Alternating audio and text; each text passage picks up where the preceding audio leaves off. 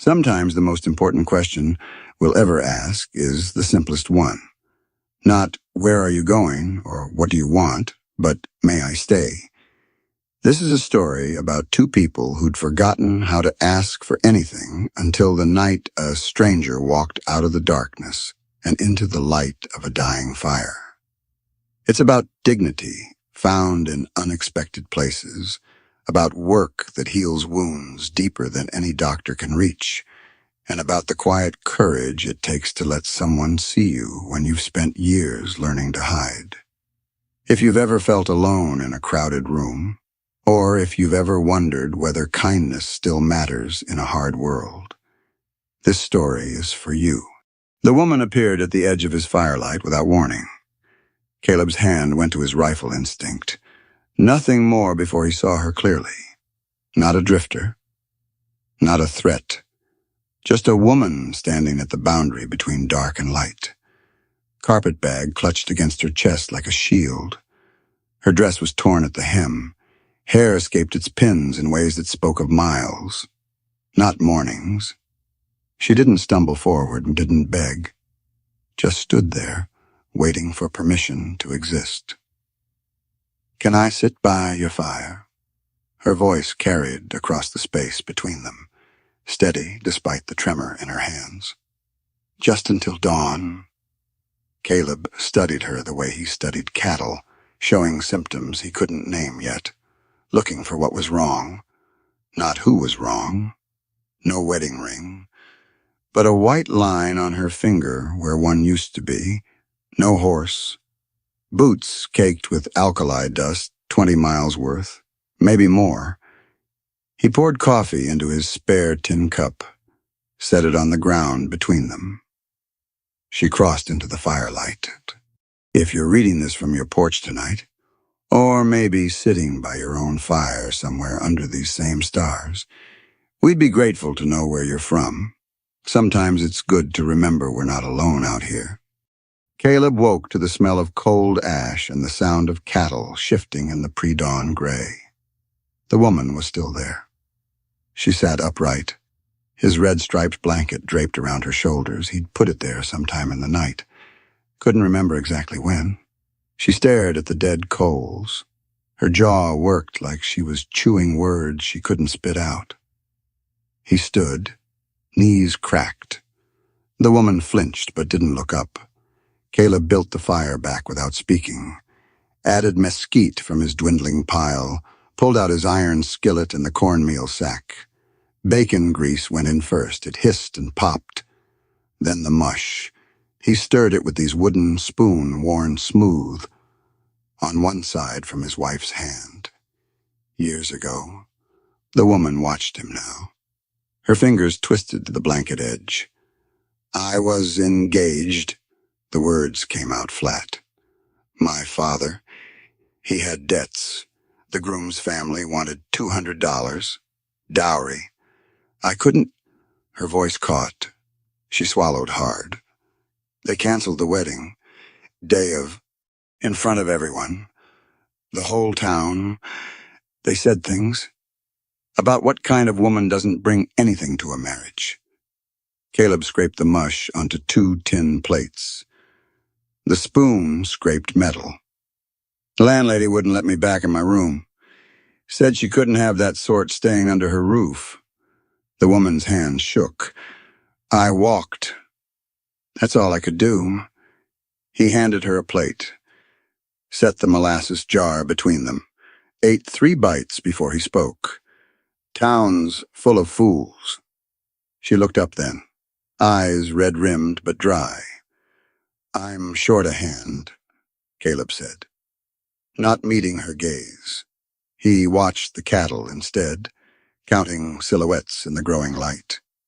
4 weeks to the rail station in Hayes, $1 a day, meals included."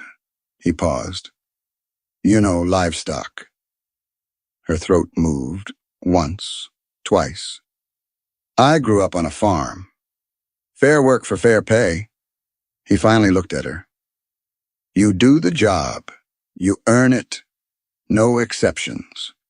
She nodded, fast. like she was afraid he'd take it back. Yes. Caleb returned to his breakfast, chewed, swallowed, realized he'd just hired a woman whose name he didn't even know, and she hadn't asked for his either. "Stay on the left flank," Caleb said, pointing at the outer edge of the herd. "Cattle drift that way when they're nervous. Old red brindles see her, the one with the white face.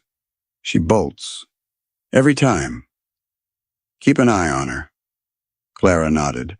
Her borrowed mare shifted beneath her, slow and steady. The horse was older than most of the cattle, sway-backed and gentle, but it knew the work. "They'll tell you what they need if you watch," Caleb continued.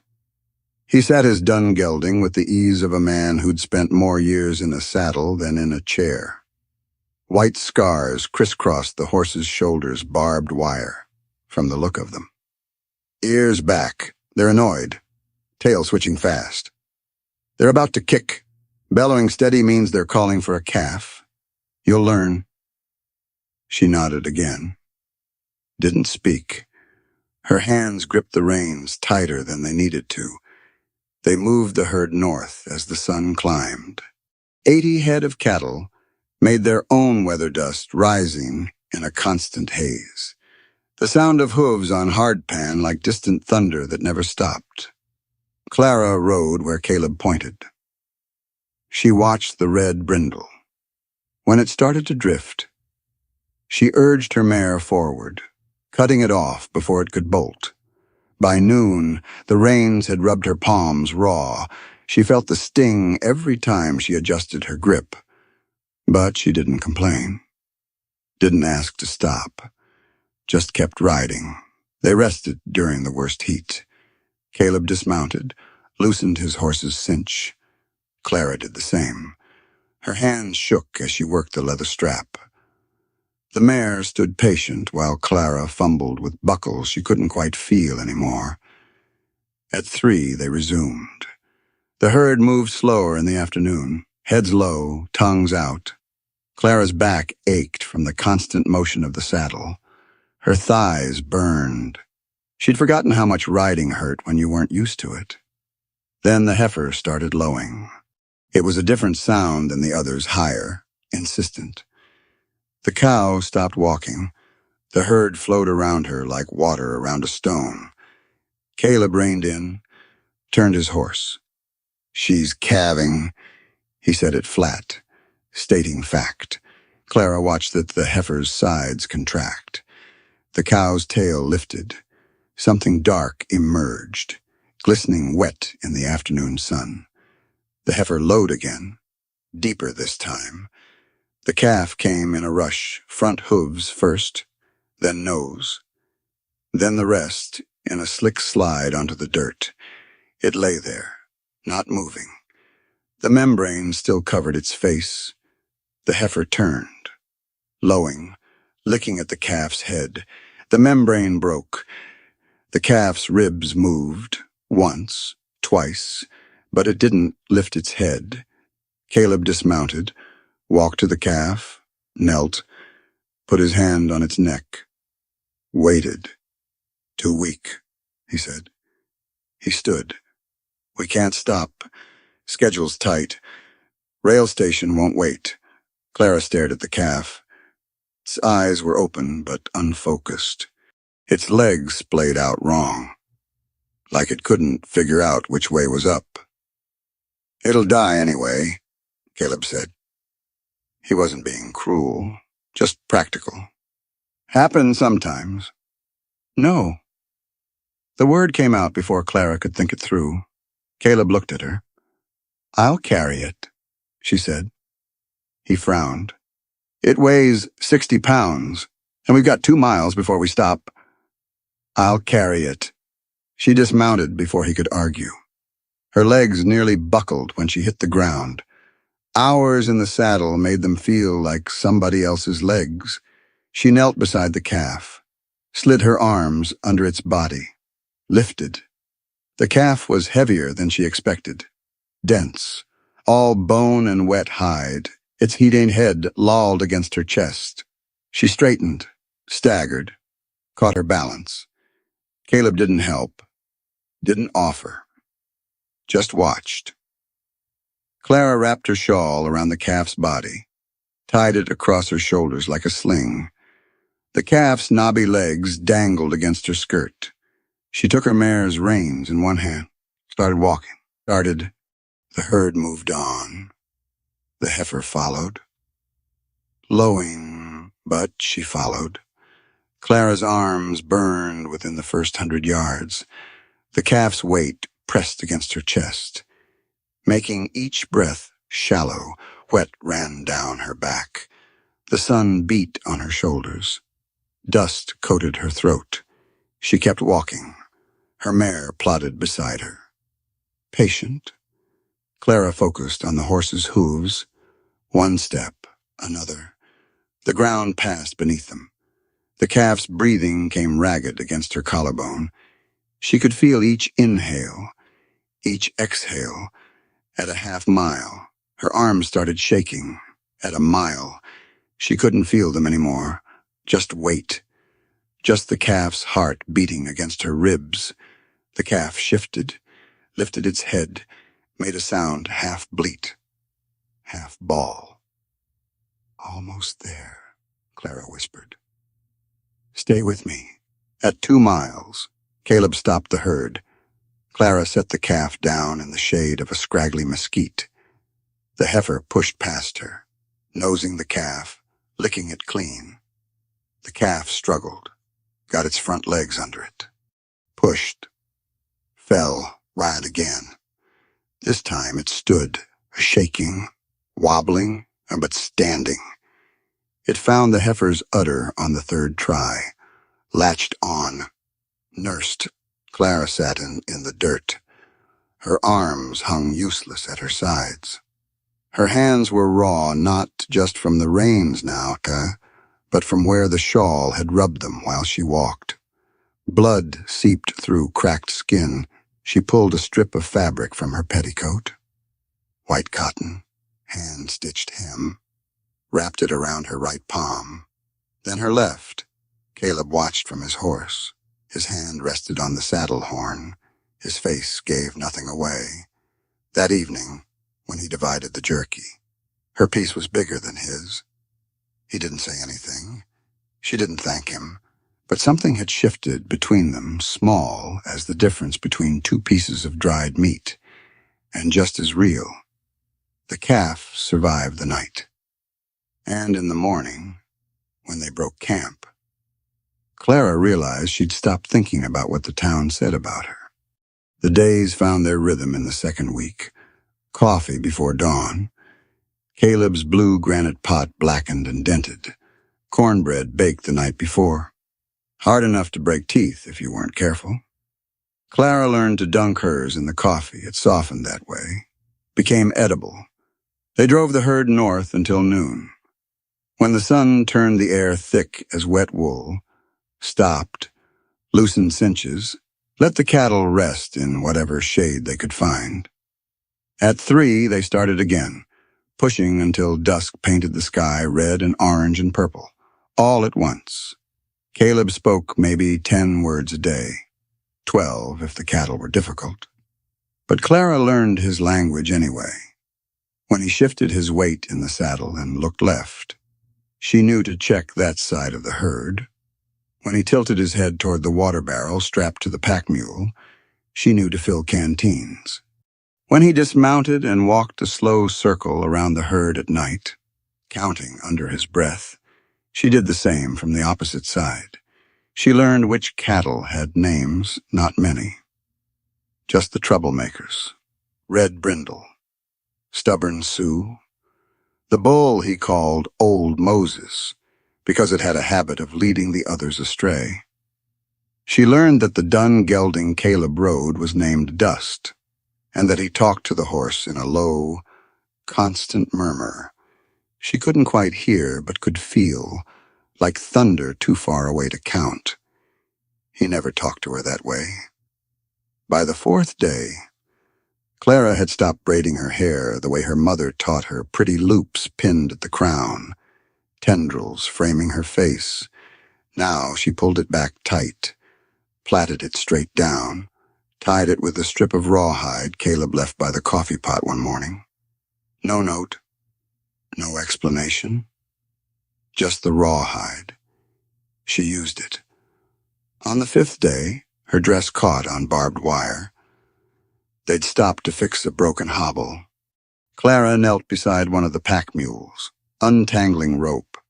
When she stood too fast, the wire fencing half buried in the dirt, left over from some abandoned homestead, snagged her skirt. Fabric tore. A long rip up the side seam, from hem to hip. She stared at it. The dress was dove-gray calico, high collar, the only one she owned now. Her hands went to the tear, trying to hold it closed, but the damage was done. Caleb glanced over, looked at the rip, looked away. "Wait here," he said. He went to his saddlebags, pulled out a bundle of brown canvas, unfolded it. Trousers, men's work pants, worn soft at the knees, patched at one thigh. He held them out to her. "They'll fit better than a skirt on horseback." Clara took them. The fabric was warm from being packed against the horse. She could smell wood smoke and sweat not unpleasant.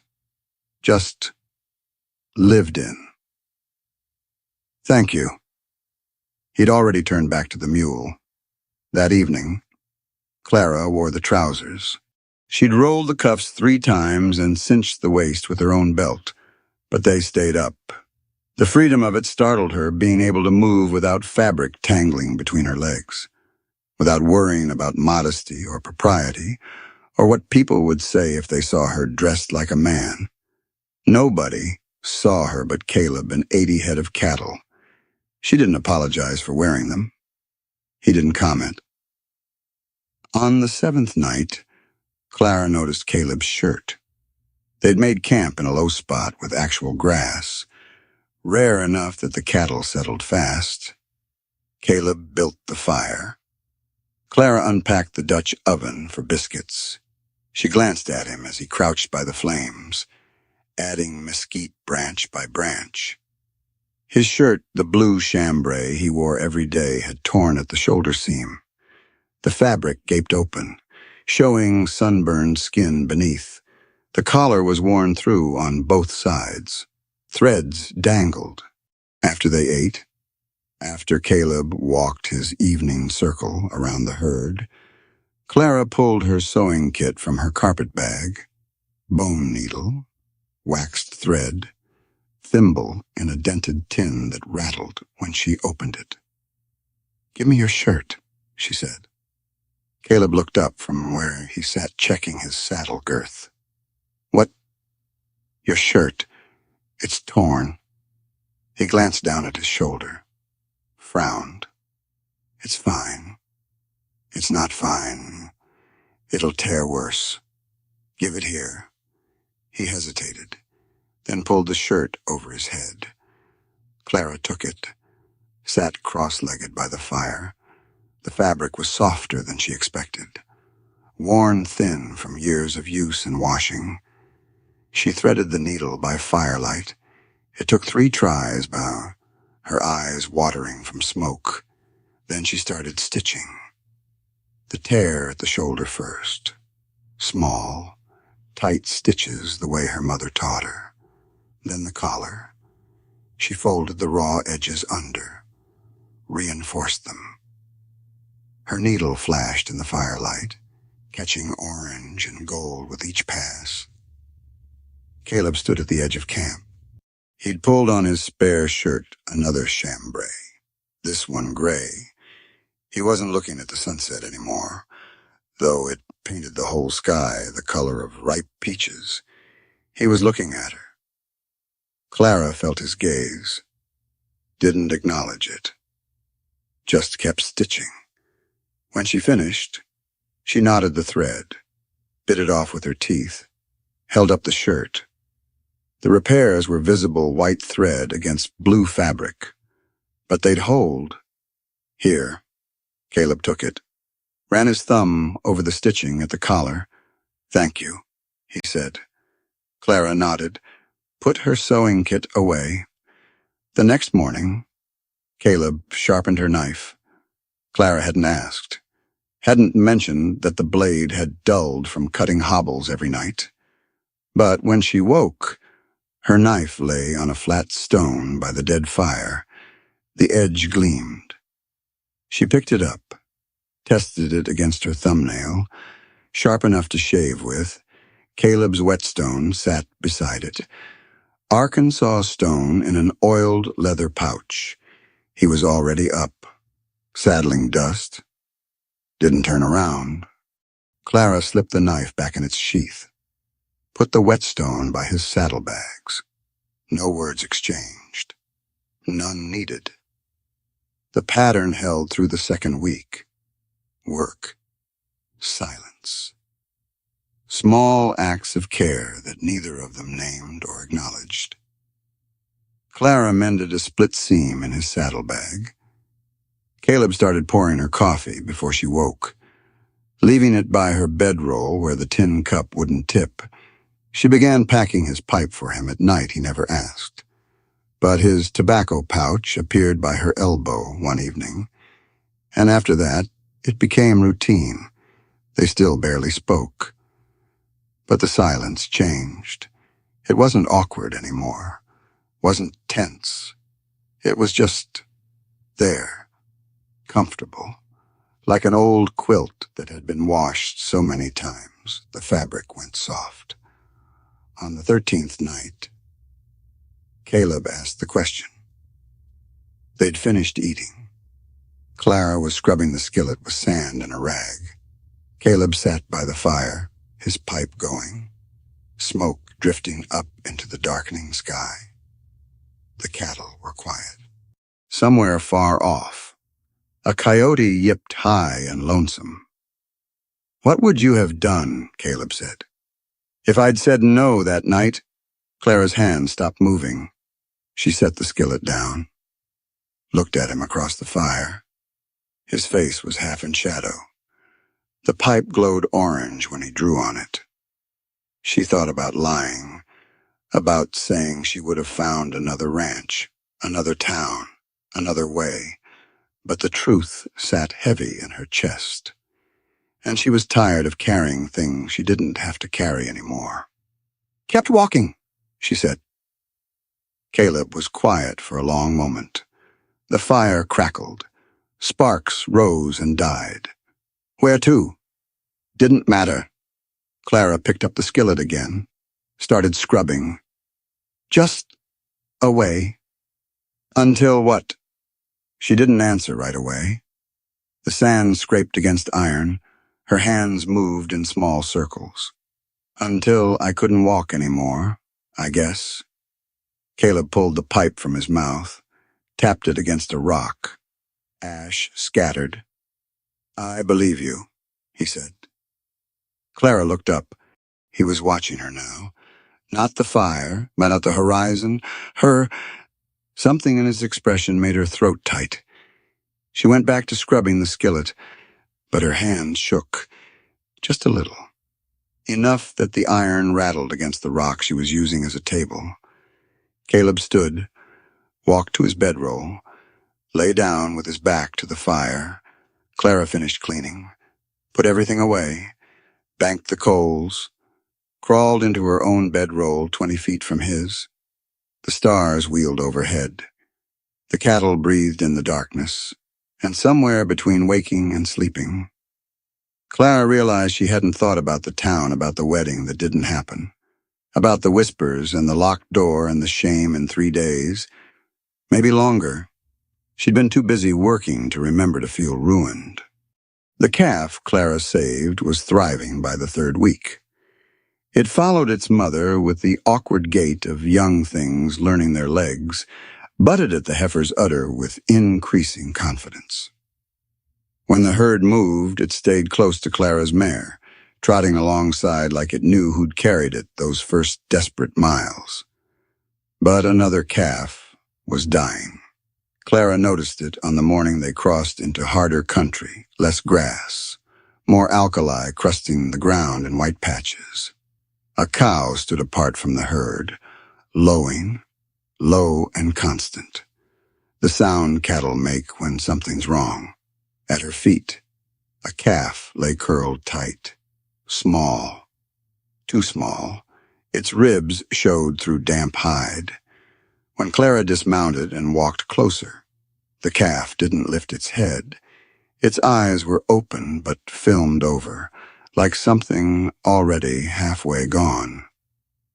Mother rejected it, Caleb said. He'd ridden up behind her, Dust's hooves crunching on the dry earth. Born too small, sometimes they just, don't take to them. Clara knelt. Put her hand on the calf's neck. The heartbeat under her palm felt weak, irregular. Won't nurse, won't even try. Caleb dismounted, stood looking down at the calf with his hands on his belt. Best to cull it now. Kinder than letting it starve over 3 days. Clara's jaw tightened. She stood, faced him. No. Caleb's eyebrows went up, just slightly. Clara. No. She said it again, and louder. I'll feed it. You can't carry another one. We're making good time, and the weather's... I'll bottle feed it. Caleb was quiet. He looked at the calf, at Clara, at the herd spreading out across the plain, already moving north without them. You'll have to milk a cow by hand, he said finally. 3 times a day, and they kick. You know that. I know. One good kick can crack your skull. I know. He studied her face. Whatever he saw there made him nod once. Sharp. Your calf, he said. Your responsibility. Clara turned back to the dying animal at her feet. She had no bottle, no rubber nipple. But Caleb had a leather flask for whiskey he never drank. He dumped it out, rinsed it with water from the barrel, cut a small hole in a piece of canvas, tied it over the mouth with twine. It would leak, but it might work. The milk was the harder part. Clara chose a cow that looked patient, a big red heifer with calm eyes. She approached slow, talking low the way she'd heard Caleb talk to Dust. The cow watched her come, didn't bolt. Clara knelt in the dirt beside it. The udder was warm under her hands. Swollen with milk, the cow's own calf had already nursed. Clara wrapped her fingers around one teat, the way her mother taught her a lifetime ago. Pulled down, squeezed, nothing. She tried again. Her hands cramped. The cow shifted weight, and Clara froze. If it kicked now, she'd never see it coming. But the cow just flicked its tail and stood still. On the 3rd try, milk came, thin and warm, hissing into the flask. Clara worked both hands, alternating teats, until she had maybe half a cup. Her forearms burned. Sweat ran into her eyes. The cow turned its head, looked at her with something that might have been irritation or might have been boredom. Clara stood slowly, backed away. The calf was where she'd left it, still breathing, barely. Clara knelt, lifted its head into her lap, pressed the canvas-covered flask to its mouth. Milk dribbled out, ran down its chin. The calf didn't respond. Come on, Clara whispered. Just try. She squeezed the flask gently. Milk flooded the calf's mouth. It coughed, choked. Then its tongue moved just once, reflexive. It swallowed. Clara squeezed again. This time the calf latched on, weak, uncertain, but sucking. The flask emptied in less than a minute. The calf's eyes closed. Its breathing evened out. Clara sat in the dirt, calf in her lap, until Caleb called that they were moving. 3 times a day, Clara milked the red cow. Dawn, noon, dusk, each time. The cow stood patient while Clara knelt vulnerable, and the herd grazed around them. Each time. Clara's hands cramped and her back ached, and she wondered if this time would be the time the cow decided to kick. It never did. The calf drank, slow at first, reluctant. But by the second day, it recognized the flask, the smell of milk. By the third day, it bleated when Clara approached a thin, reedy sound. But a sound. Caleb watched. He never helped, never offered advice, just watched from his horse or from across the fire while Clara worked. His face gave nothing away. On the fourth day, the calf stood when Clara came near, wobbly. Its legs splayed out like it still couldn't quite figure out balance, but standing. On the seventh day, it ran, not far, just a short burst calf joy. Spring-legged and graceless, it bucked once, kicked its back legs out, then trotted back to Clara like it had surprised itself. That night, Caleb marked the calf's ear with his knife, a small notch on the left side. "Your calf," he said. Then he walked away before Clara could respond. They camped in a draw that night, a dry creek bed with cottonwoods lining both sides. The first real trees they'd seen in days. The cattle settled fast in the shelter. Clara built the fire while Caleb unsaddled the horses. The routine was smooth now, practiced. They ate beans and salt pork, biscuits from the Dutch oven. Caleb didn't talk through the meal, but afterward, instead of walking his circuit, he stayed by the fire, poured himself more coffee, sat staring at the flames. Clara cleaned the skillet, put everything away, was reaching for her bedroll when Caleb spoke. "My wife died 3 years ago." Clara's hand stopped. She turned. Caleb wasn't looking at her. He was looking at the fire, his coffee cup held loose in both hands. "Childbirth," he said. The word came out flat, empty of everything but fact. "The baby, he didn't make it either. Stillborn." Clara lowered herself back down, sat across from him. The fire crackled between them. "There's a cottonwood on my land," Caleb continued. "2 graves under it. I put crosses up, carved their names myself." He paused. His jaw worked. "Sarah, and the boy. We never named him. Didn't seem right to name something that never breathed." The night sounds filled the silence. Cattle breathing and wind in the cottonwoods. Somewhere far off, a coyote. "I haven't said her name out loud in 3 years, Caleb said. He was still staring at the fire. Or thought about him, about what he might have. He stopped, swallowed. "I just worked. Worked until I was too tired to think, too tired to feel anything." Clara watched him. The firelight played across his face, deepening the lines around his eyes and mouth. He looked older suddenly, or maybe just tired in a way that sleep couldn't fix. "Then you showed up," he said, "carrying that calf, and I watched you feed that runt every day for a week.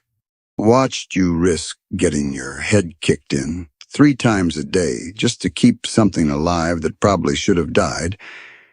And I thought," he finally looked at her, "I thought maybe I remembered something about what it was like before." Clara's throat was tight. She didn't trust her voice.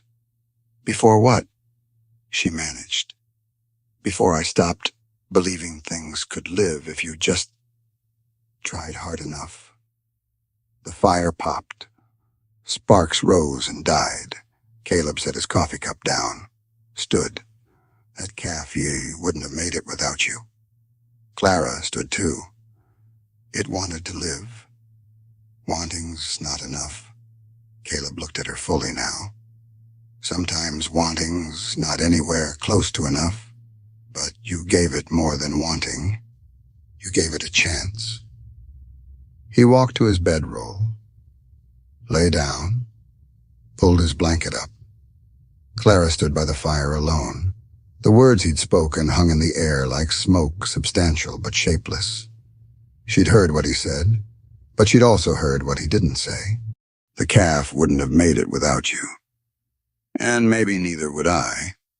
She banked the fire, crawled into her own bedroll, lay staring at stars she couldn't name, somewhere in the darkness. The calf she'd saved bleated softly. Its mother answered. And Clara realized with a jolt that ran through her whole body, she'd just heard a man talk about his dead wife and his stillborn son. And instead of offering meaningless comfort or backing away from his grief, she'd simply stayed. She'd stayed, and he'd let her. The question that kept her awake until the stars started fading wasn't about the calf anymore. It was what happens when two people who've spent years learning how to be alone suddenly aren't. The storm came without warning on their 23rd night. Clara woke to electricity in the air, that sharp ozone smell that made her teeth ache. The sky flickered. Not clouds, just light, white and jagged, branching across the darkness like tree roots growing upside down. No thunder. That was the first thing wrong. She sat up.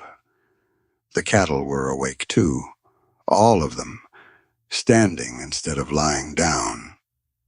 Their heads turned toward the lightning, ears forward, bodies tense. Clara. Caleb's voice came low and urgent from across the dead fire. Get your horse, now. She didn't ask why, just pulled on her boots and ran for her mare. The horse was already spooked whites showing around its eyes, nostrils flared. Clara grabbed the bridle from where it hung on a mesquite branch. The mare tossed its head when Clara tried to slip the bit in. Tossed again. Easy, Clara whispered. Her hand shook. Easy. The bit went in on the third try. She didn't bother with the saddle. Just grabbed mane and swung up bareback. The sky lit up again. Closer this time. The lightning forked and forked again, turning night into noon for 3 heartbeats. The cattle bolted. 80 head moving as one, a wave of muscle and horn and panic. They didn't run in any direction that made sense. Just away from the light, away from the smell of burned air, away from whatever instinct told them was coming. Clara kicked her mare hard. The horse lunged forward. She leaned low over its neck, gripping with her knees, one hand twisted in mane. The world narrowed to movement, and sound hooves pounding, cattle bellowing, her own breath coming fast and shallow. She couldn't see Caleb, couldn't see anything but shapes in the darkness between lightning strikes. Dark shapes running, dark ground rushing beneath her, dark sky above pressing down like a hand. A cow veered left. Clara followed, cut it off before it could split farther from the main herd. The mare was good at this better than Clara. It knew where to be, how to move. Clara just held on. Another lightning strike. This one so close, Clara felt the heat of it, smelled burning sage. The cattle scattered wider, groups of 3, groups of 5, breaking apart like somebody had thrown a stone into a pool of water. Clara went after a group of 4, pushed them back toward where she thought the main herd might be. But the main herd wasn't there anymore. Just more darkness, more scattered cattle, more lightning turning everything white and black and white again. Her mare stumbled. Not bad. just a hoof catching on something, a rock, a hole. Clara couldn't tell. The horse recovered, kept running. But Clara's heart hammered so hard she thought it might crack her ribs. She didn't know how long they ran. Time stretched out and compressed and stretched again. Could have been an hour. Could have been 10 minutes. The lightning kept coming. No rain, no thunder, just light and the smell of ozone and electricity crawling across her skin. Then her hat blew off. She felt it go, the wind catching the brim, lifting it right off her head. Her hair came loose from its braid, whipped across her face.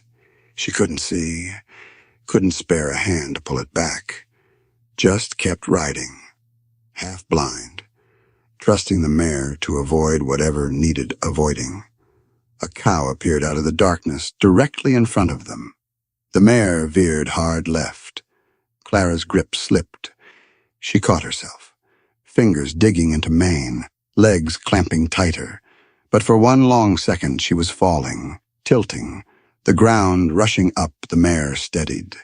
Clara gasped, held on. She found 2 more cows, pushed them east, or what she hoped was east. The sky was starting to lighten at the edges. Not much, just a graying of the black. Dawn coming whether anyone wanted it or not. Clara's mare was lathered. Foam at the bit, foam on its neck. The horse's sides heaved, but it kept moving, kept following Clara's cues, even though every muscle must be screaming. As the light grew, Clara started to see what the night had done. Cattle scattered across the plain for what looked like miles, some in groups, some alone, most just standing now, sides heaving, too tired to run anymore. And in the middle distance, a rider, Caleb on dust, moving slow, gathering strays. Clara turned her mare toward him. It took until full dawn to find them all, or most of them. Caleb and Clara worked in a spiral, starting wide and moving in, pushing cattle toward a central point near where their camp had been. The pack mule was still there, hobbled and terrified, but there. The spare horses, the wagon with their supplies, but not all the cattle. Caleb counted. Clara watched his lips move, watched him point at different animals. Count again. His face went hard. 73, he said. Clara's stomach dropped. 7 missing, 7 missing. He pulled his small leather-bound book from his saddlebag, flipped it open, wrote numbers with a pencil stub worn down to almost nothing. 7 head at $20 each. That's $140. He said it flat, empty, like he was reading from a ledger instead of watching 3 months of profit disappear into the morning light. That's... Clara's throat was dry. She swallowed. That's a lot. That's everything. Caleb closed the book, put it away. That's what I was going to use to hire help this winter. Fix the barn roof, buy seed for spring planting. He just sat there on dust. The horse stood patient, head down. Too tired to do anything but breathe. Caleb's shoulders were slumped, not defeated exactly. Just empty, like somebody had taken everything that held him upright and pulled it out. Clara dismounted. Her legs nearly buckled when she hit the ground. She grabbed her mare's mane, held on until the world steadied. Then she walked to where Caleb sat. She put her hand on his boot. He looked down at her. His eyes were bloodshot. Dust caked his face everywhere. Sweat hadn't cut clean lines through it. We saved 73, my lad. Caleb stared at her. We saved 73, she repeated. That's 73 that could have scattered so far we'd never find them. 73 that could have run off a cliff or broken legs or gotten torn up in the dark. But they didn't, because we rode all night and brought them back. 7 are still gone. I know. Clara's hand tightened on his boot. But 73 aren't. Caleb looked away, toward the horizon, where the sun was climbing, turning the sky from gray to gold. The light hit his face, showed every line, every shadow under his eyes.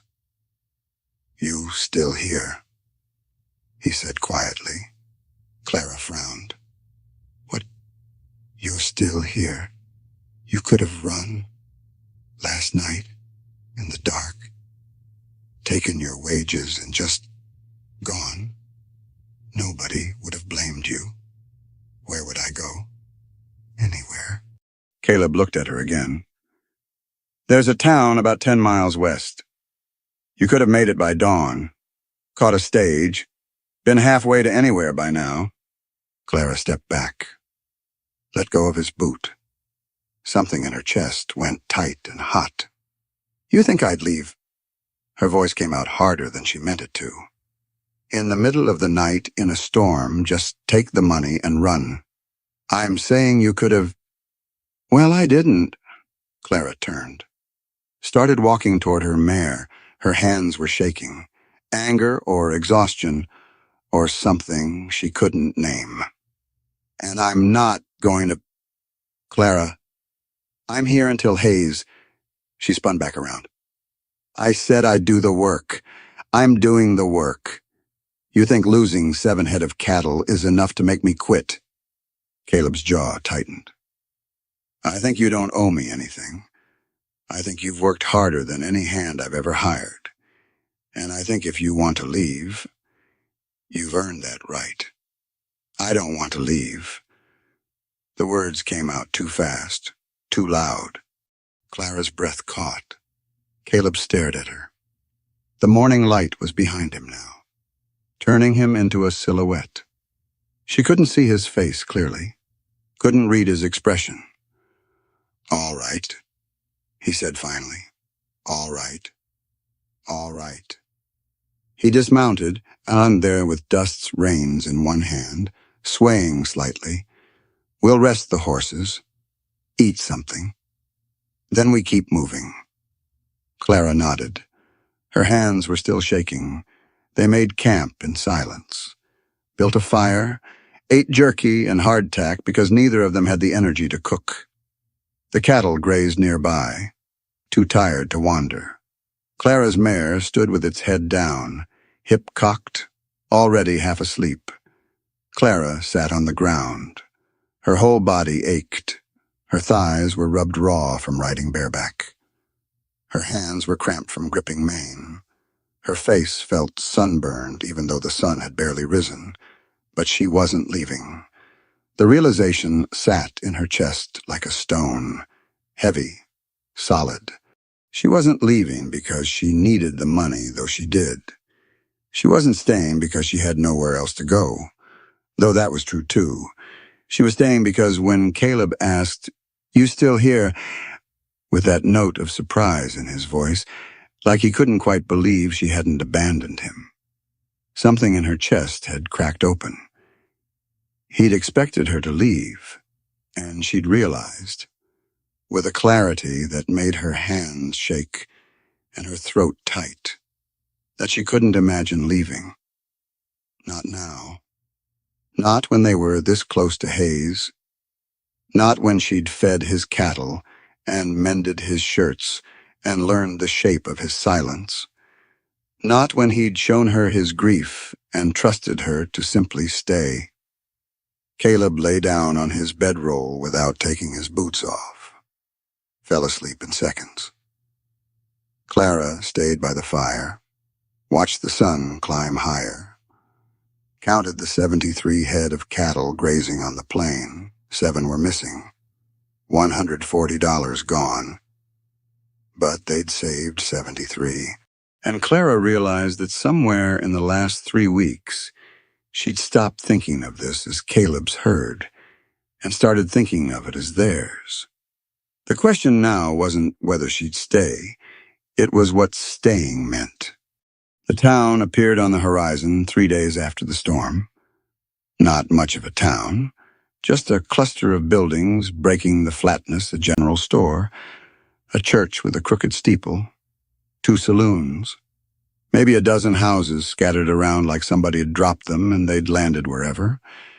But it had what they needed, supplies, and Clara's boots were falling apart. The soles had separated from the uppers on both sides. She'd been walking on bare ground for the last 2 days, feeling every rock through the gap. Her feet were blistered, bleeding in places. She needed new boots before they reached Hayes, or she'd arrive barefoot. Caleb gave her money from his saddlebag, $4 silver. Didn't count it out or make a show of it, just handed it to her. "Get what you need," he said. "I'll water the horses and restock the coffee." Clara took the money. The coins were warm from being against the horse. She slipped them in her pocket and walked toward the general store while Caleb led the horses to the trough. The store smelled like pickles and kerosene, sawdust on the floor, shelves stacked with canned goods and bolts of fabric and tools, whose purposes Clara couldn't guess. A woman stood behind the counter, middle-aged, hair in a tight bun, apron tied so snug it looked like it was holding her together. The woman's eyes went to Clara's trousers first, then her face, then back to the trousers. "Help you." The woman's voice was flat, not friendly, not unfriendly, just assessing. "I need boots," Clara said. She walked to the counter. Her feet left dusty prints on the clean floor. "Men's work boots. Size 7 if you have them." The woman didn't move, just kept staring. "You traveling with that man?" She nodded toward the window, through the glass. Caleb was visible at the trough, his back to them. Clara's stomach tightened. "I work for him." "Work." The woman repeated the word like it was something foreign. Her mouth pursed. "I see." The air in the store changed, got thicker. Clara felt it press against her skin. "The boots," Clara said again. "Do you have them or not?" The woman turned, walked to a shelf, pulled down a pair of brown leather boots, men's, heavy-soled, larger than Clara needed, but close enough. She set them on the counter with more force than necessary. They made a hard thump against the wood. $3. Clara pulled out the coins, set them on the counter. The woman swept them up fast, like she was afraid they might be contaminated. Clara picked up the boots, started to leave. "Must be nice," the woman said. Clara stopped, turned. The woman was watching her with eyes that had gone hard and small. Must be nice. Traveling alone with a man, no chaperone, no family. Wearing trousers like that. She gestured at Clara's clothes. "Decent women don't." "Thank you for the boots," Clara said. Her voice came out steady, flat. She walked to the door. Behind her, the woman made a sound. Not quite a laugh, not quite a snip, just dismissal. The sound you make when you've confirmed what you already suspected about someone. Clara's hand was on the door handle when she heard it. "Shameful," the woman said, loud enough to carry and loud enough to make sure Clara heard. "Absolutely shameful." Clara walked out. The door slammed behind her. Her hands were shaking. The boots felt heavy, too heavy. She walked to where Caleb was tying off the horses, her vision blurring at the edges. "Got them." Caleb glanced at the boots. Clara nodded. Didn't trust her voice. "Good." He swung up onto dust. "Let's get back to the herd." They rode in silence. Clara put the new boots on once they were out of sight of the town. They were too big, her feet swam in them, but she stuffed the toes with strips torn from an old flour sack, and they stayed on well enough, The boots weren't the problem. The problem was the word echoing in her head, over and over, like a church bell that wouldn't stop ringing. Shameful. That night, Clara couldn't eat. Caleb had shot a rabbit, the first fresh meat in 2 weeks. He'd skinned it and roasted it over the fire, the fat dripping and hissing on the coals. The smell should have made her mouth water. Instead, her stomach churned. She sat across from him, staring at the flames, her plate untouched on the ground beside her. "You all right?" Caleb asked. Clara nodded. "You haven't eaten." "I'm not hungry." He was quiet for a moment. Then, "What happened in town?" "Nothing." "Clara." "Nothing happened." Her voice came out sharper than she meant. "I got boots, and that's all." Caleb set down his plate, waited. Clara's hands twisted in her lap. The fabric of his trousers felt rough under her palms. She'd worn them for over a week now. Hadn't thought anything of it. Just practical. Just easier for the work. But the woman in the store had looked at her like she was something unclean. "The shopkeeper's wife," Clara said finally.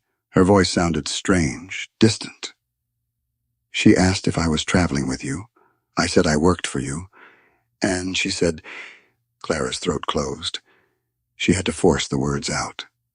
"She said, I see, like that. Like she knew exactly what kind of woman I am."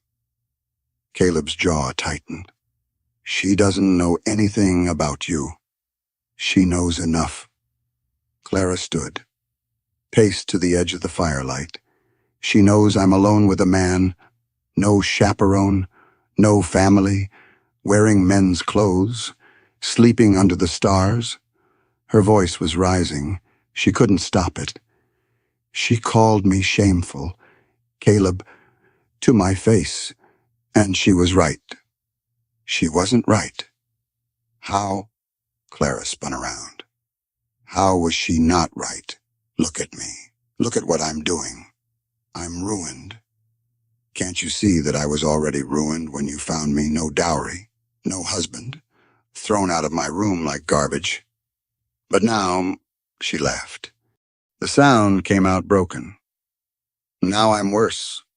Now I'm the kind of woman who travels alone with men, who wears trousers, who sleeps 20 feet from a man every single night, and doesn't even have the decency to be ashamed."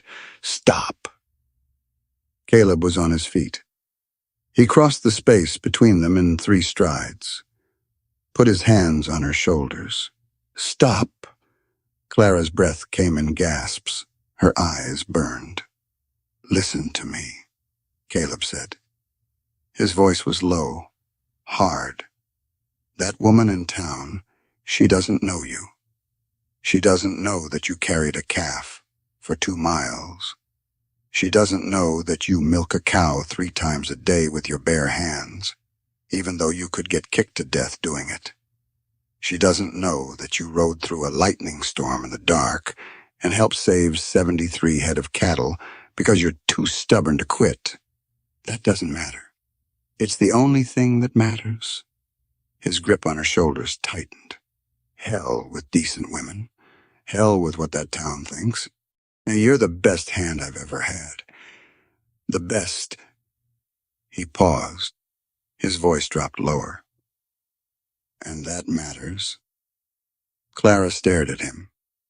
His face was inches from hers.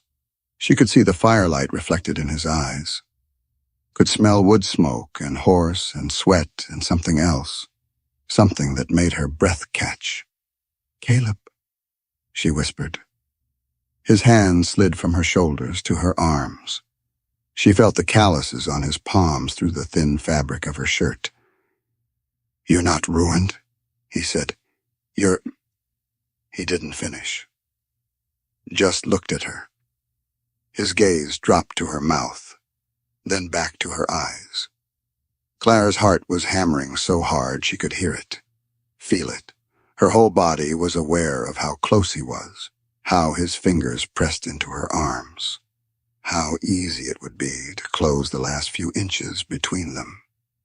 She tilted her face up, leaned down, and from the darkness beyond the firelight came a bleat, high and insistent. The runt calf calling for her. Caleb jerked back like he'd been burned. He dropped his hands, stepped away, turned. "I should check the herd," he said. His voice was rough, unsteady. Clara stood frozen. Her arms felt cold where his hands had been. Her face was hot. Her throat was tight with something that might have been a sob or might have been a scream. And she didn't know which. "Caleb, we have an early start tomorrow." He was already walking away into the darkness, his boots crunching on the dry ground. "You should get some sleep." Then he was gone.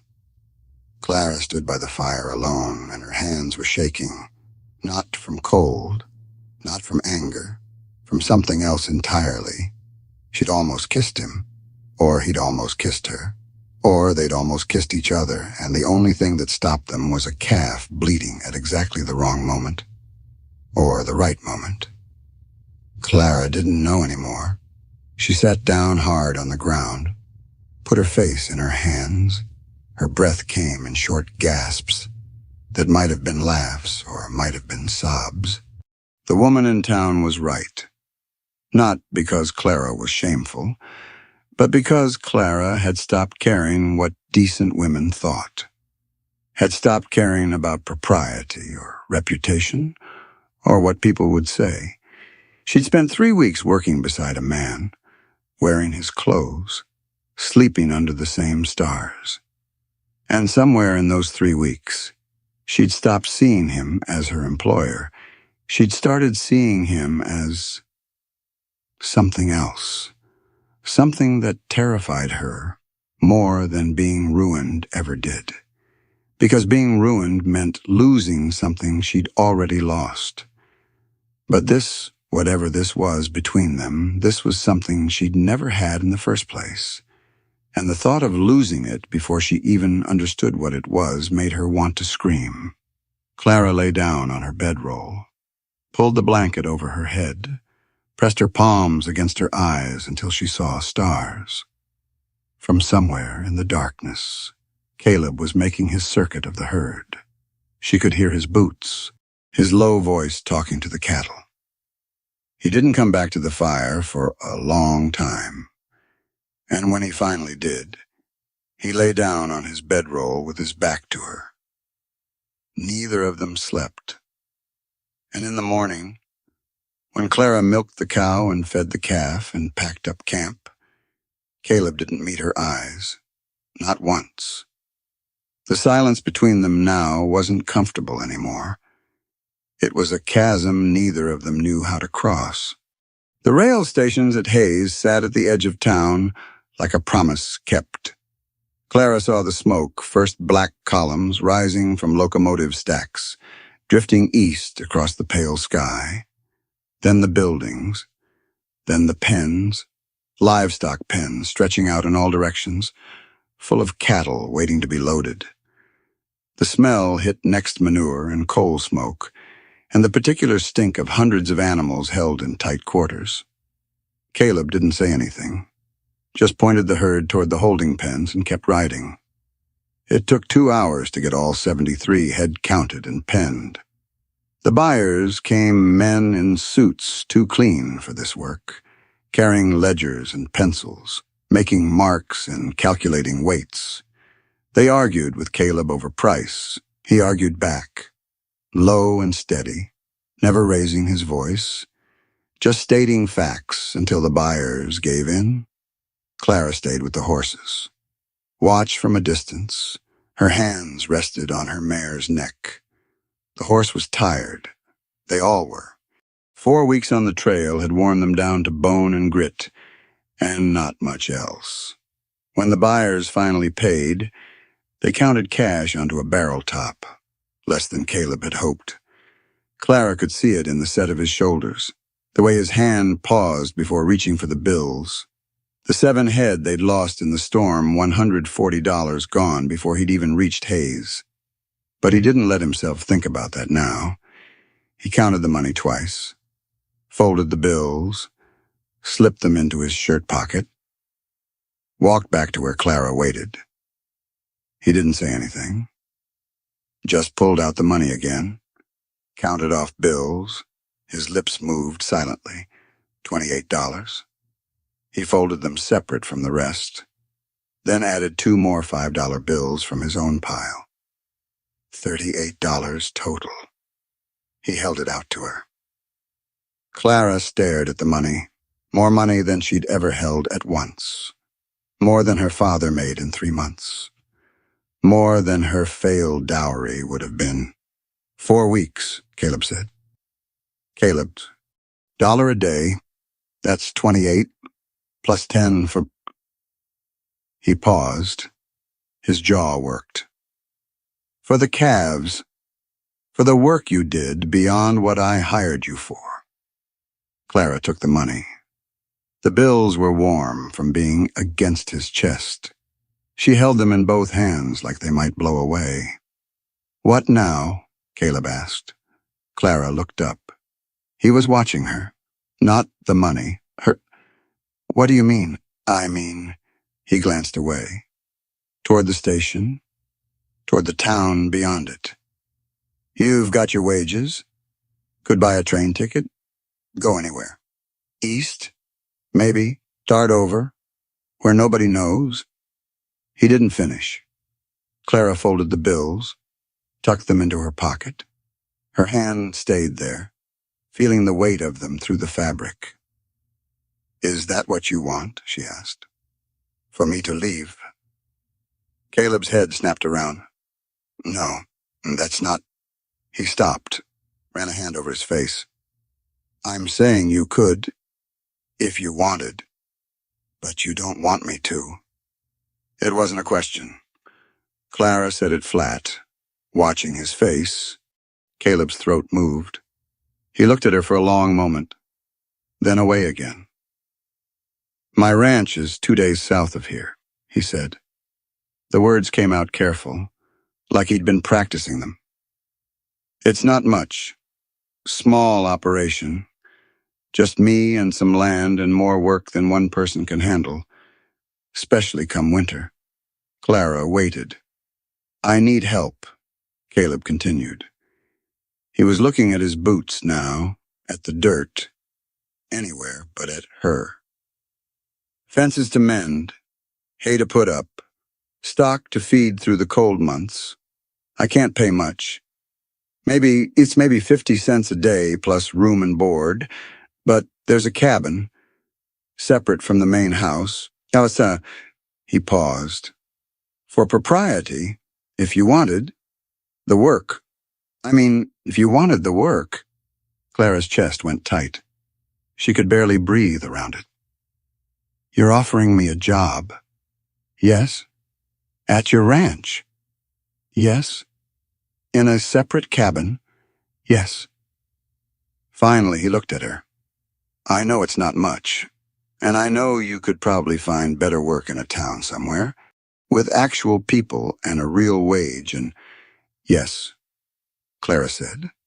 Caleb stopped, blinked. Yes, I'll take the job. His mouth opened, closed.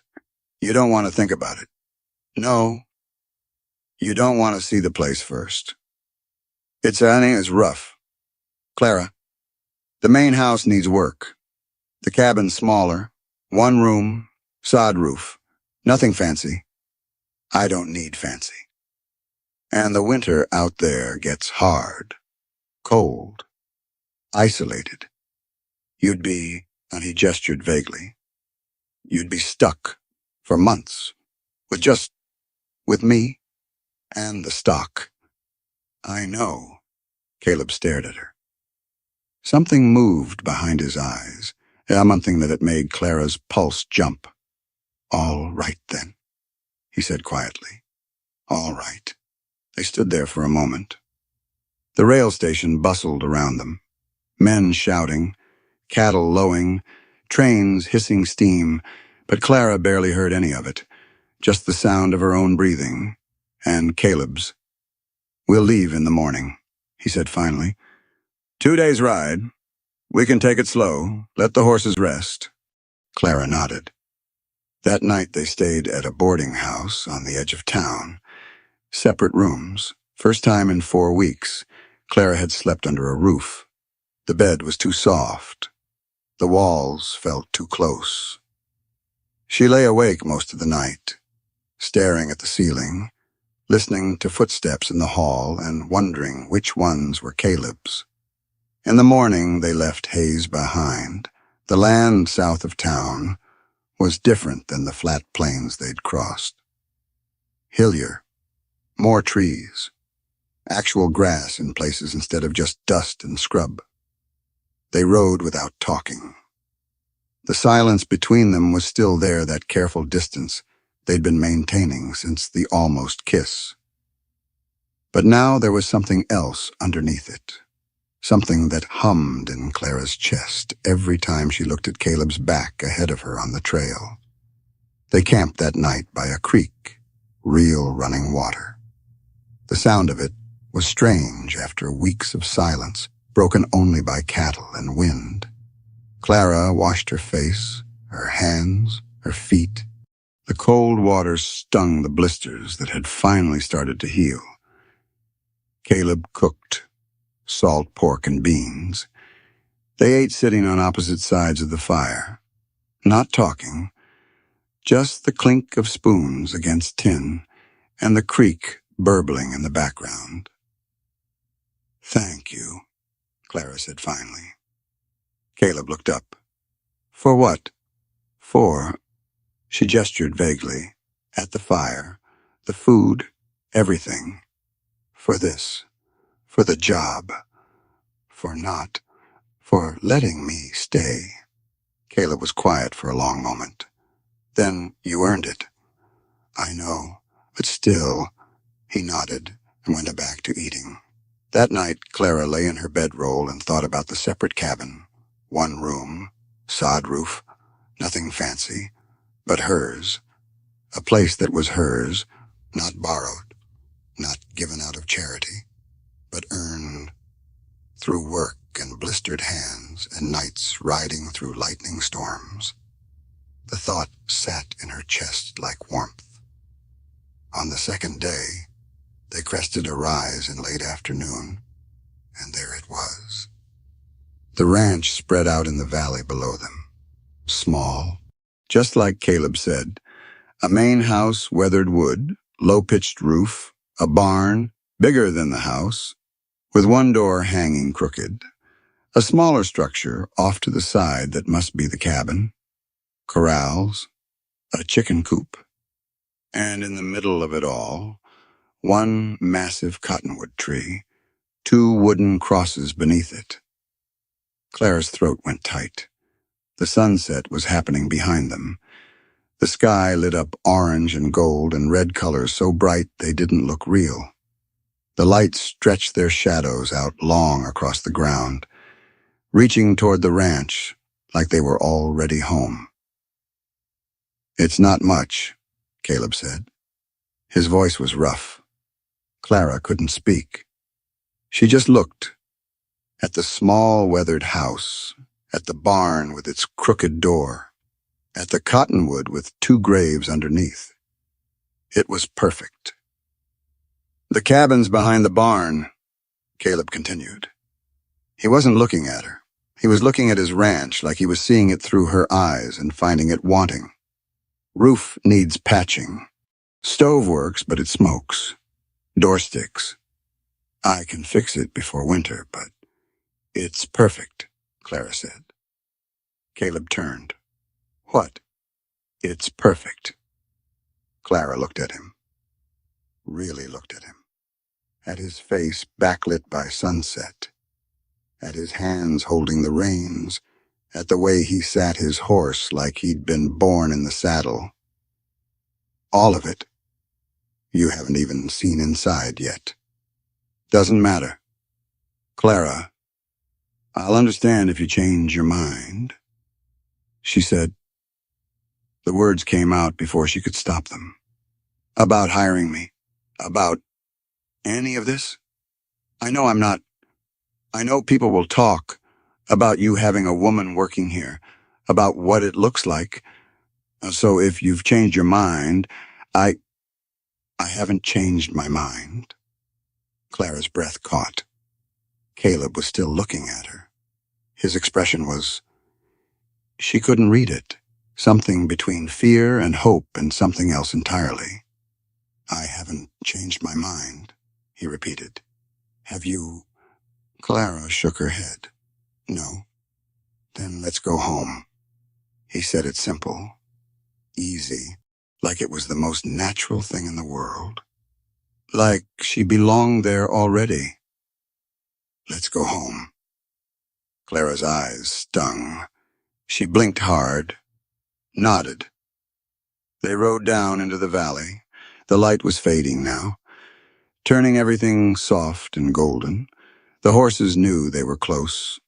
They walked faster, ears forward, anticipating rest in grain and familiar ground. As they got closer, Clara could see more details. The main house had a porch, small, just big enough for 2 chairs.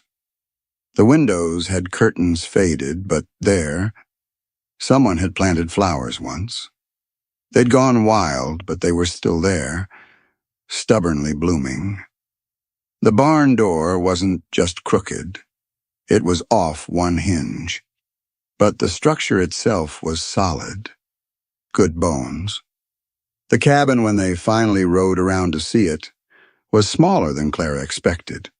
1 room, sod roof, thick with grass, single window, stone chimney, but it had a door that closed, and walls that stood, and it was separate from the main house, respectable, proper.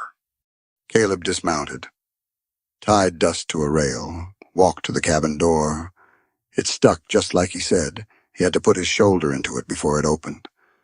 Dust and stale air puffed out. Clara climbed down from her mare. Her legs ached. Everything ached. But she walked to the cabin door, looked inside, dark. The fading light barely reached through the single window, but she could see a rope bed frame in one corner, a small table, 2 chairs, a wood stove, delves built into the wall, a trunk at the foot of the bed. I know it's rough, Caleb started. It's mine. He paused. Yes. Then it's perfect. Caleb looked at her, really looked, like he was trying to understand something written in a language he'd forgotten how to read.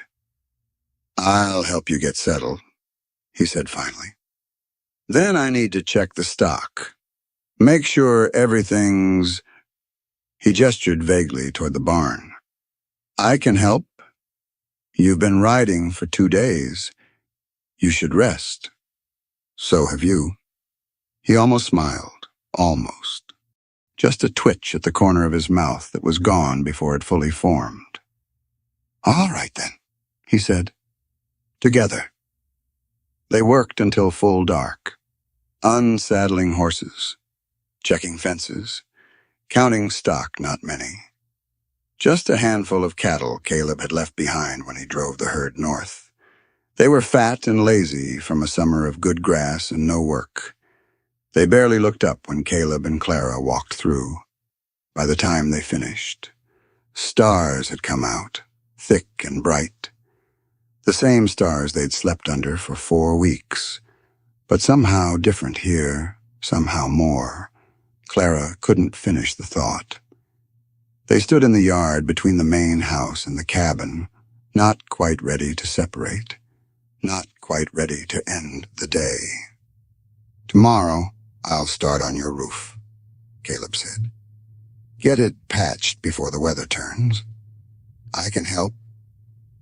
You'll have your own work. Chickens to tend, garden to put up for winter. The cow needs milking twice a day. I know how to milk a cow. That almost smile again. I know you do. Silence. Long, not uncomfortable, but weighted. Like they were both waiting for something neither could name. Clara, Caleb said finally. His voice was low, rough. About what happened. At the fire. I don't, Clara said quickly. Her heart was pounding. You don't have to. I do. He turned to face her fully. I do have to, because you should know that I... He stopped, struggled, started again. You're not here because I pity you, or because you're convenient, or because I need a hand I can pay half wages to. Clara's breath caught. Then why? Caleb looked at her, just looked. In the starlight, his face was half shadow. Because you're the first person in 3 years who made me want to stop being alone, he said. The words hung in the air between them. Clara couldn't breathe and couldn't think, could only stare at him and feel something crack open in her chest, something that had been locked tight since the night she walked away from town, with nothing but a carpet bag and the clothes on her back. Caleb, you don't have to say anything, he said quickly. I wanted you to know, before you settled in, before you... He gestured at the cabin. In case it changes things. It doesn't change things. No, no. Clara stepped closer. Close enough that she could see his face clearly even in the dark. Close enough that if she wanted, she could reach out and touch him. It just makes them clearer. Caleb's jaw tightened. His hands flexed at his sides like he was stopping himself from reaching for her. What are we doing? Clara, I don't know. This isn't proper. You working here, living here. People will... I don't care what people will say. You should... Why? Clara's voice rose. Why should I care? They already think I'm ruined. They already decided what I am. Why should I live my life trying to prove them wrong when they'll never believe me anyway?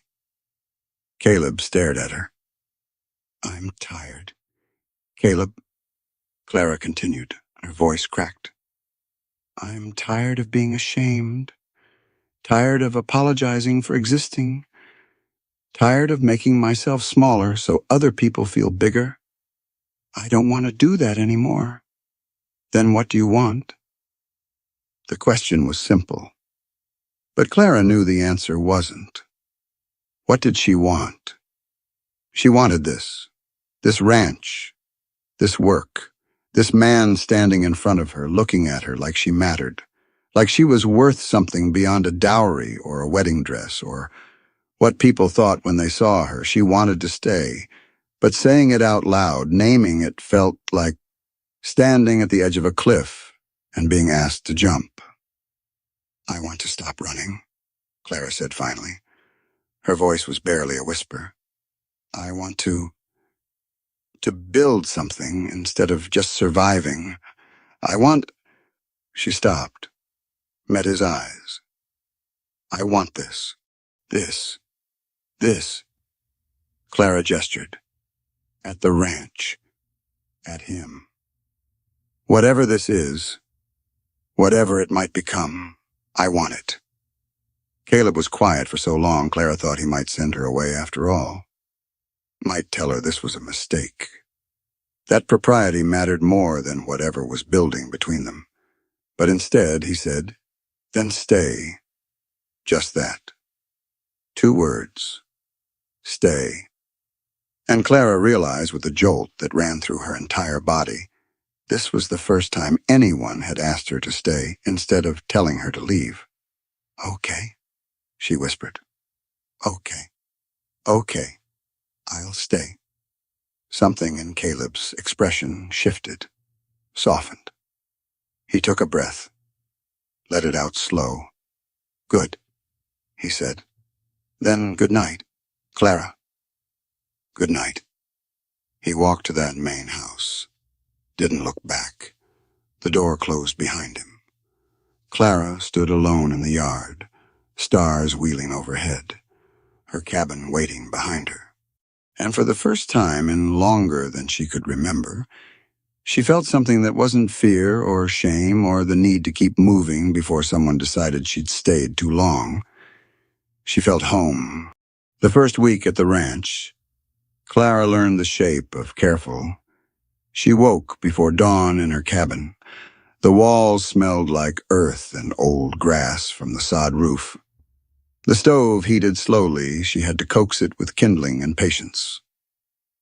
When the fire finally caught, she dressed in the dark and walked across the yard to milk the cow. Caleb was always up before her. She'd see lamplight in the main house windows, smell coffee.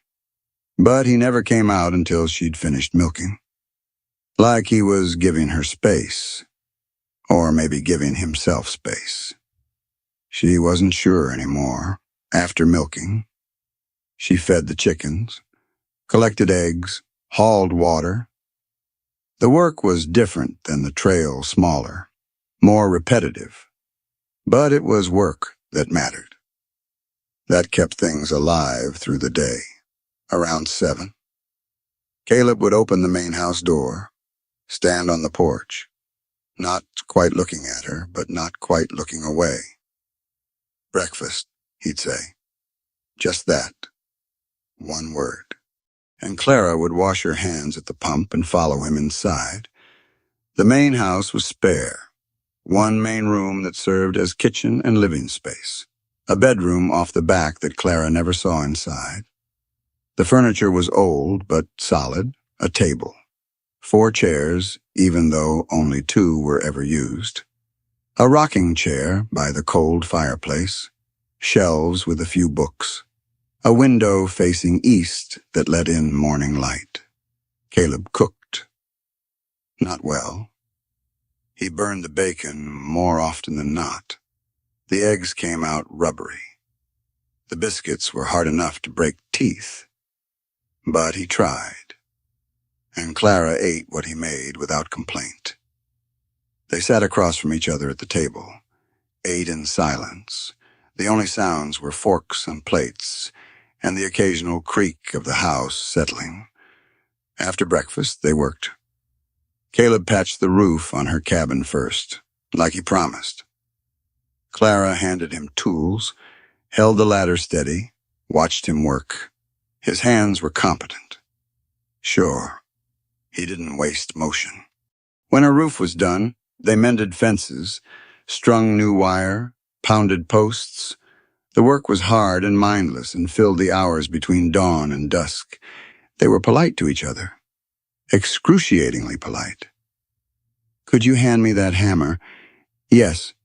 Here." "Thank you. You're welcome." Like strangers. Like they hadn't spent 4 weeks learning each other's silences. Like they hadn't almost kissed by firelight. The tension was unbearable.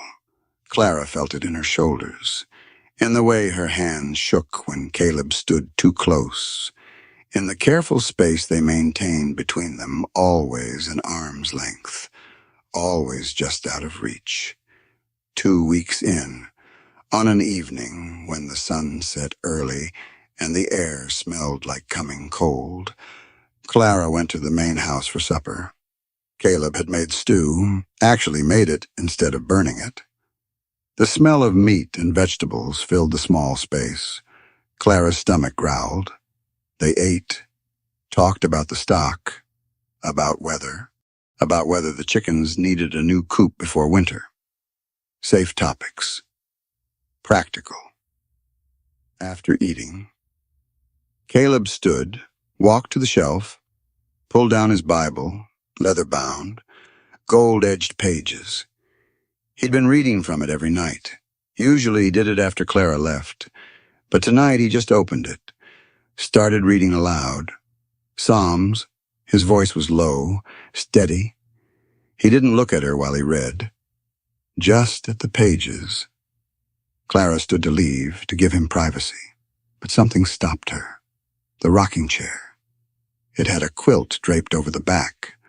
Clara had seen it before, but never really looked. Now she did. The pattern was patchwork. Irregular squares sewn together with small, careful stitches. The fabric was... Clara's breath caught.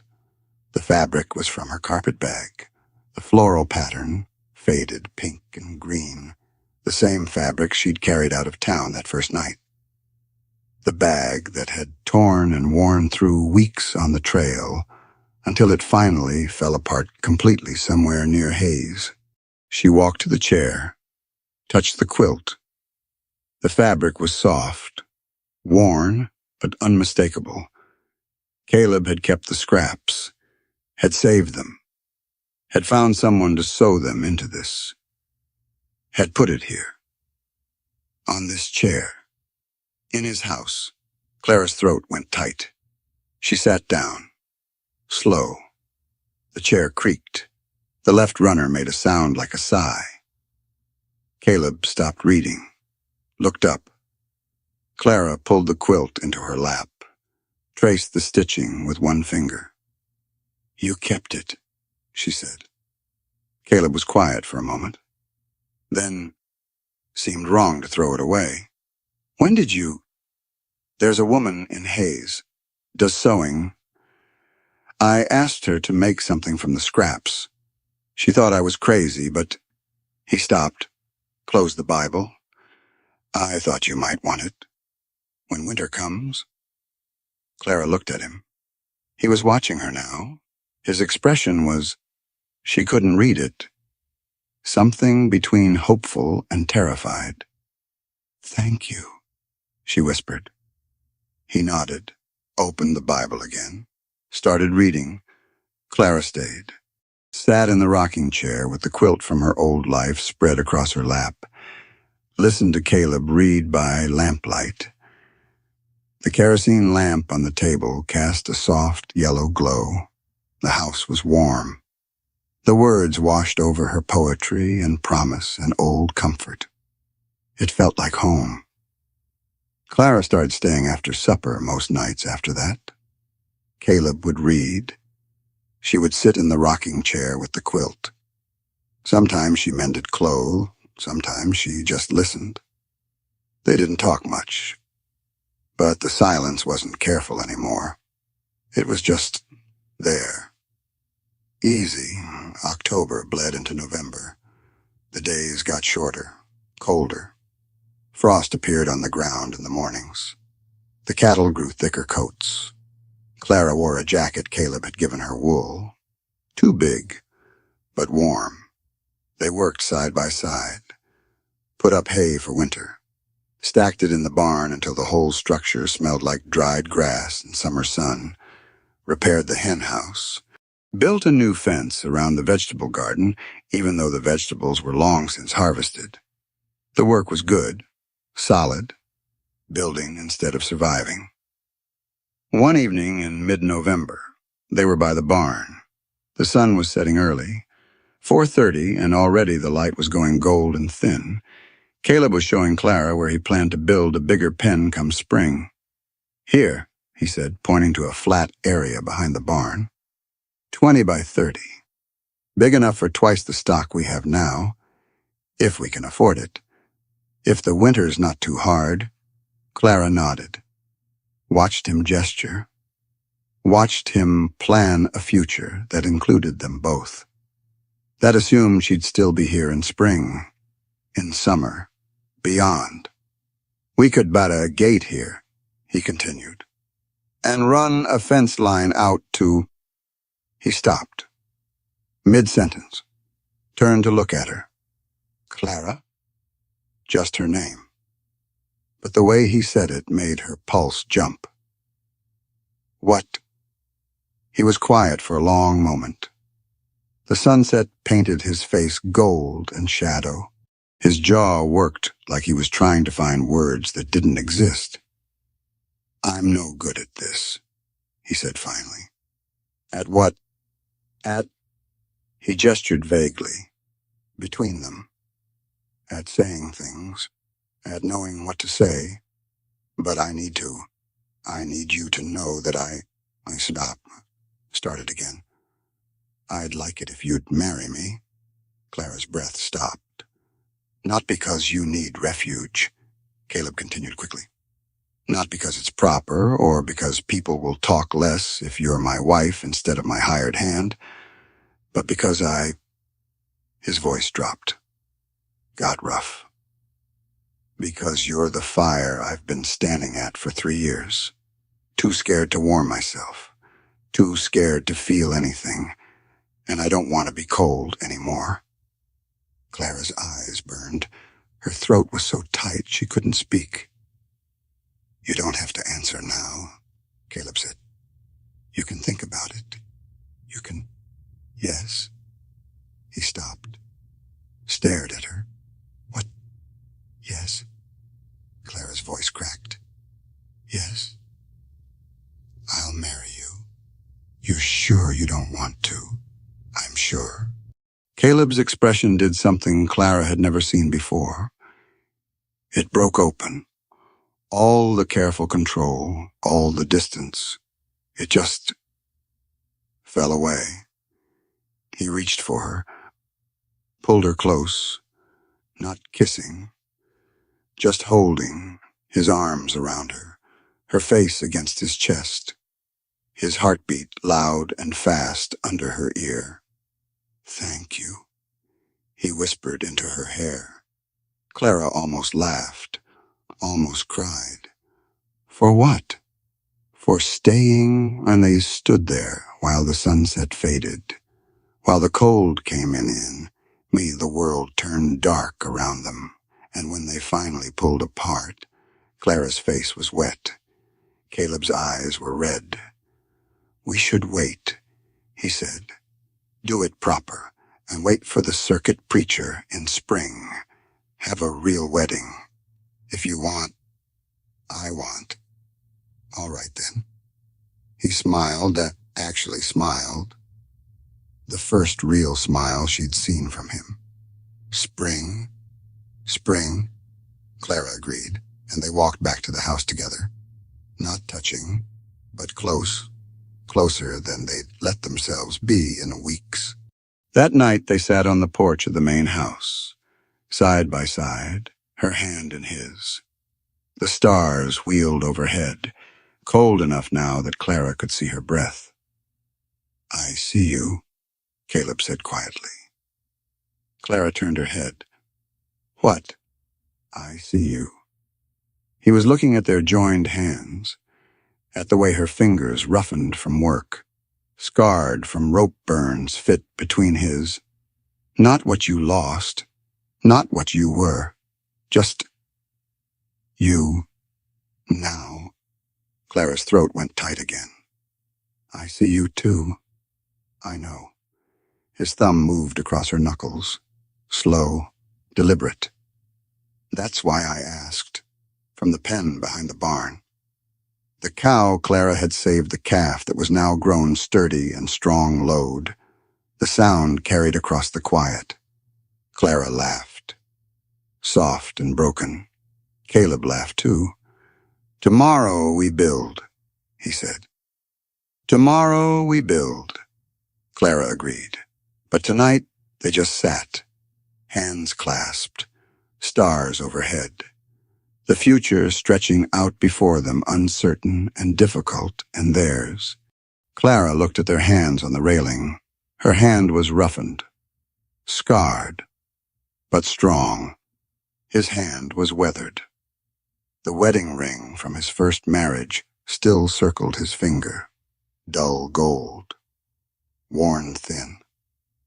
He wasn't erasing his past. She wasn't erasing hers. They were just building on it, building something new from what remained. I choose you, Clara whispered. Caleb's hand tightened on hers. I choose you too, and sitting there on the porch in the cold November dark. Clara realized that sometimes the most important question isn't where you're going, or what you've lost, or who you used to be. Sometimes the most important question is simply, will you stay? And sometimes the most important answer is yes. There's something quiet that happens when two people who've learned to be alone find each other in the dark. Not dramatic, not the way stories usually tell it, just a recognition, like seeing your own reflection in water you didn't know was there. Clara and Caleb didn't fix each other. That's not how it works, is it? Some of us carry things that can't be fixed, grief that won't dissolve, shame that won't wash clean, years that won't come back. We carry them because that's what living does to a person. It marks you, changes the shape of you. But maybe that's not the whole story. Maybe sometimes we find someone willing to sit beside us while we carry what we're carrying. Not to take it away, not to make it lighter. Just to be there. To see us clearly and choose to stay anyway. I don't know if that's enough. I don't know if there are answers to the kinds of questions Clara and Caleb were asking about worthiness, about starting over, about whether broken things can still build something that lasts. Some questions don't get answered. They just get lived with. And perhaps that's all right. Perhaps we're allowed to rest in the not knowing. Thank you for listening. Thank you for staying here with me until the end.